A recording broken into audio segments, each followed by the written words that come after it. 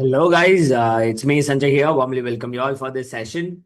Actually, today we are gonna focus on the concept called the protocol comparison. Because those people who have already attended my live, you already know, we guys have conducted the live on protocols alone, where we guys have discussed about why microcontrollers need to communicate and two types of communication series and serial and parallel. And we guys have discussed about the various key terms. And also we guys have discussed about the real world analogy. And we guys have discussed about the UART protocol in detail and SPI protocol in detail, I²C protocol in detail, and CAN protocol also we guys have discussed in detail. Okay, but now we haven't explored about the protocol comparison still now. So that's what we are gonna explore it right now, because not only just comparison, even it is a selection guide. Okay, if you are going to select a protocol, in which basis you have to select that protocol, that also we are going to discuss. Okay, and all these previous concept and all we guys have conducted in our previous mastermind session. Those people who really wanted to get that recordings as well, you should be a silver member. Okay, if you are a silver member, you can able to get all the previous live recordings and future live recordings as well. So now let us start. Guys, while talking about the protocol comparison, as I've already told you, the first three important protocol which you all have to learn is the UART, SPI, and I²C. And in the automobile sector, the very important protocol which you all have to learn is the CAN protocol. So this we already aware of, right? So now let us explore one by one the comparison between all those protocols. The first one is going to be a UART protocol. So while talking about the UART protocol, let us discuss about the wires. So while talking about the wires, it is going to have only two wires. One is TX and then RX, which is the transmitter, and then here we're going to have a receiver. Okay. And the next one, which is going to be a SPI protocol. So while talking about the SPI protocols wires, it is going to have a 4+1 actually. So what is that 4+1 is here? While talking about the 4, here we will be talking about, or we will be having the pins called, clock. Okay. So clock, MISO, MOSI, and then CS. Okay, which is chip select. Okay, that's all the 4 wires which is we're gonna have. And then what is that one which is gonna be is for us like 1 per slave. Okay, so that's what the 4 wires which is gonna be for the SPI protocol. Whereas if you talk about an I²C protocol, the number of wires for the I²C protocols are, again, it is going to be 2 wires, which is going to be SDA and SEL. Okay, data pin and then clock pin for any number of device. Okay, so that is what the number of wires which is going to be on, for the I²C protocol. Okay, and then the last protocol which is called to be called as a CAN protocol. So while talking about the CAN protocol wires, again, it is going to be 2, which is going to be CAN H wire and then CAN low wire. Okay, so these are the 2 wires which is going to be for the CAN protocol.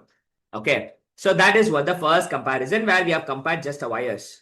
Because in UART, 2 wires TXRX, SPI, 4 wires, clock, MSY, voice, chip select, plus each and every wire for different slaves, and 2 pins for the I²C, SD and SEL for any number of devices, and CAN, which is again 2 wires, CAN H and CAN L. That's what. And the second comparison we are going to compare is the devices. So how many number of devices you can connect? Only 2. Okay, you can connect only 2, which is just like point to point. Okay, this is what the first thing about the devices. The number of devices which you can connect is just 2 devices which you can connect in using UART protocol. But while talking about the SPI protocol, many devices you can connect, but it is going to be limited by how many SS pins are there.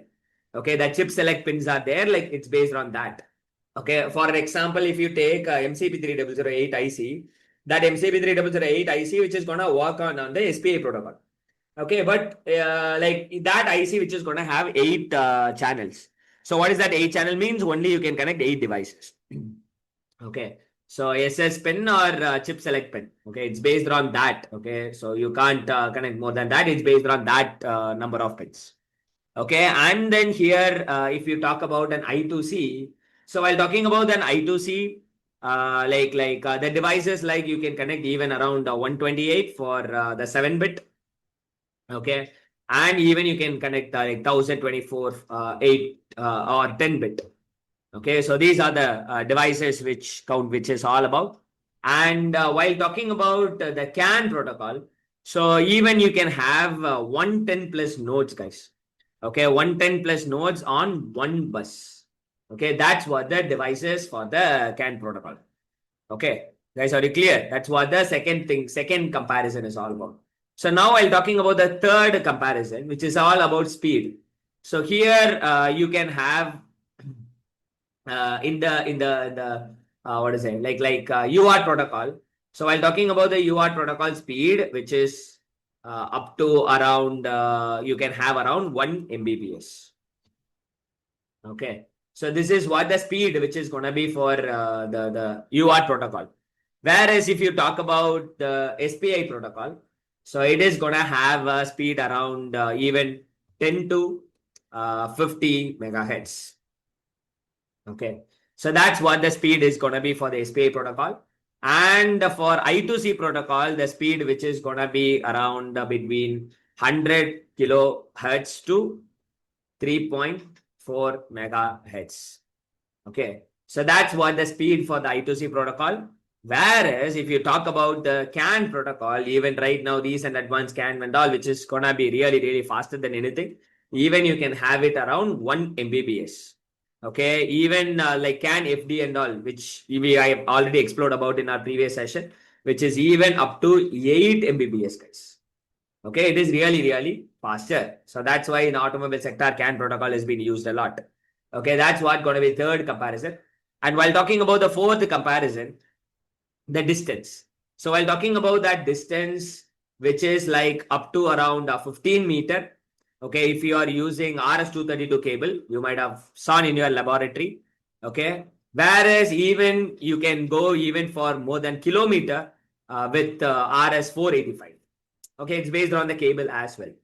Okay, so that's what the distance which is going to be covered by the UART protocol. Okay, while talking about the SPI protocol, remember the distance is needed to be shorter.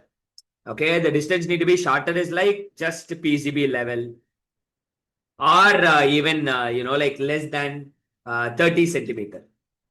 Okay, so only there you can able to communicate with the SPI protocol. Okay, we can't able to communicate more than that. So you have to be very, very careful on the SPI. Okay, the distance is very, very shorter. Okay, whereas again I²C protocol, it is also going to be shorter distance where even it is going to be less than 1 meter. Okay, so less than 1 meter, it is for the I²C protocol. But while talking about the CAN protocol, even like you can have it with a longer cable even inside the vehicle from the front like car dashboard to the backside rear wheel and those things. So definitely we can have up to around even 1,000 meter. Okay, it's based on the wire. Okay, even we as distance increase, sometimes the speed might be decreased.